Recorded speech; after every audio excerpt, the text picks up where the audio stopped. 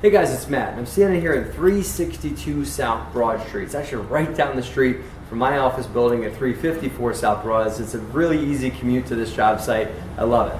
Here's the story with this place. We bought this from a tax lien holder who held the tax liens on this property, foreclosed on it, and then sold it to us. It was a really obvious sale. We're another investor right down the street. They don't want to do long-term investment in properties. They want to just own the liens and sell them to people that want to actually do something with the property. So it was a good transaction. We bought it from him, and we brought in an investor, not an investor owner, an investor that just loaned us money on the project. They're making a great return on their money, and it's secured by the collateral of this building. They loaned us the money to buy it and redevelop it.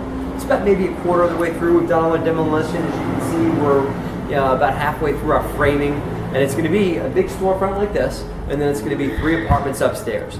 So I'm really excited about this project, not only because it betters the block that our building is on, but because it is it's a great investment for our investor, and it's going to be a great project overall for us as a company. So the building used to be owned by the Puerto Rican Association here in the city of Trenton. They had parties. The guy that works for us told me that when he was a kid, he played the drums in the back room back there when they had a wedding here. He was in a band.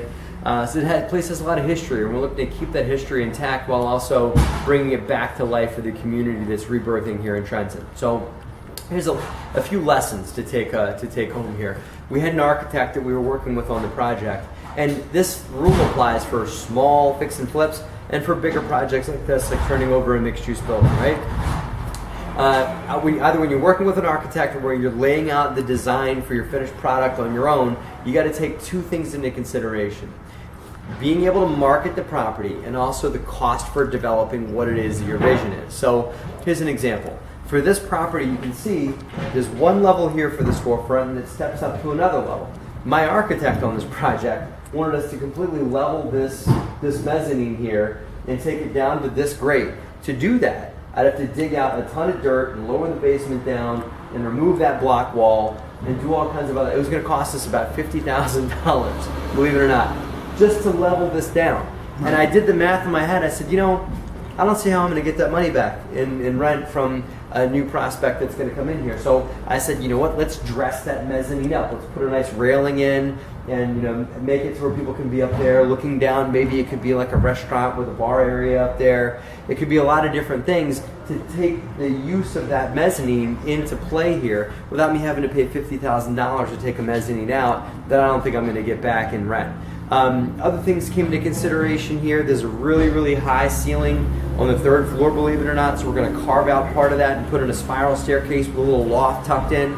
The cost of that is maybe $5,000 to $6,000 to put that loft in. I know I'll get that back in rent because that's a really cool space, and it's utilizing a really high ceiling on the 3rd floor to tuck in a space that I can get more rent for. So that was a good return. Removing this, not a good return. So whether you're doing a fix and flip and you're thinking about, do I want to take this wall out or do I want to add a bathroom? Which one do I want to do? I would add the bathroom because that's gonna give you more money than just opening up a room would. So just examples like that, either whether it's small designs or big designs like this, take into consideration what's going to give you the best return for marketability and people having that affinity and wanting to rent or buy the property from you, and also what's going to cause a bunch of headache, like ripping out this mezzanine wood and construction costs. So I hope you enjoyed the video, guys. As always, you can contact us at info@DeRosaGroup.com or shoot us a question for the YouTube channel at helpme@DeRosaGroup.com. Thanks for watching, and have a great and profitable week.